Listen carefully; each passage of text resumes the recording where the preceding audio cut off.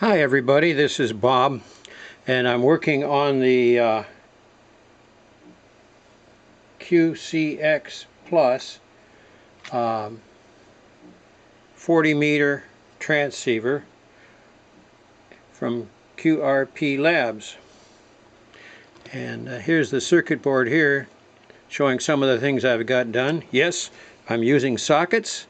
I was at a ham fest and I saw these mil specs sockets with gold inserts in the sockets, and I thought, oh boy, those are neat. So I put those in there so that I can change ICs and switch things around if I need to for troubleshooting whatever. So I do have sockets in there, but this is how far I've gotten. I haven't got the other connectors yet on the edge of the board put on. I did not put the IC in here, the regulator IC yet. That I skipped that step because I didn't want to have it hanging out there on the wire leads. I'll put that in last thing before I put it into the case.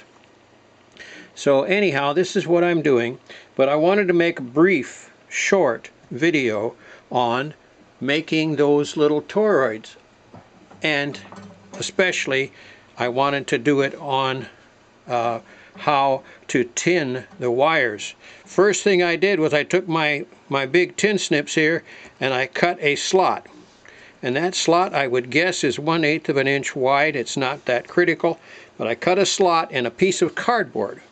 I've got that cardboard on top of my box here that I'm working on, and I've got my my tools and things laying on the cardboard, so it's held down really nice.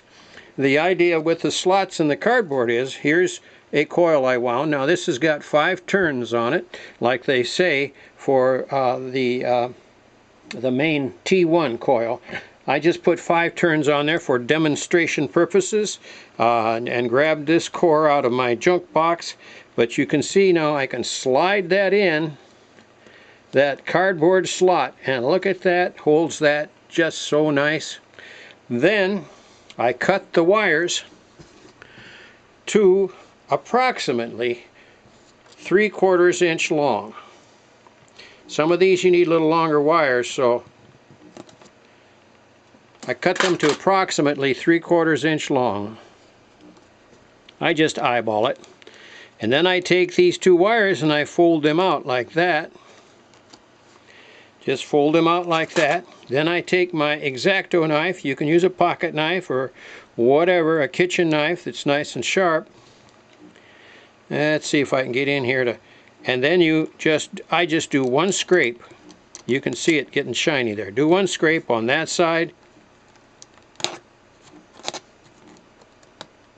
There we go. 1 scrape on that side. That's to give the solder a place to stick. You can do it without scraping it and work from the end of the wire. It does work, and it works fine. I found this was a little quicker and easier for me, so that's the way I've been doing it. And I'm using this big, heavy solder, and I'm using a big, heavy soldering iron to do that with, which I'm letting warm up right now while I'm talking. I dropped one of these toroids. It was a yellow one. This is a red one that was in my junk box, but I dropped one of the yellow ones. It hit the floor, and I looked down, and there it was in 2 pieces. So I dug around, and I found another yellow one the same size. So I replaced it with that one. And my golly, that sure is disappointing when things like that happen. I just bumped the box, but everything's lined up, I think, okay there. Anyways, let's see how the soldering iron's doing that I forgot to turn on. Oh, it's up to temperature, doing fine. And I just flipped some solder on the floor, which irritates my wife, so I got to be sure to clean that up. But I wanted to show you now. Remember, I just scraped it 1 little scrape. Now I'm going to heat it with the soldering iron, and I'm going to feed solder on there and make a little glob. And just run that glob up and down the wire like that. And you can see there's a big bunch hanging on there. That's okay. There we take it off. You can take it off with a soldering iron too after you get it out of here. But I wanted to show you that neat little technique there. Boy, I almost stuck the soldering iron into the camera. How about that? Talk about messing things up. And there goes the phone, which I'm not going to answer because I'm fairly certain it's a scam phone call. So then we'll do the other side like that, and you can see how that takes the solder so nicely, and that one little scrape, that gives it enough area there to get started.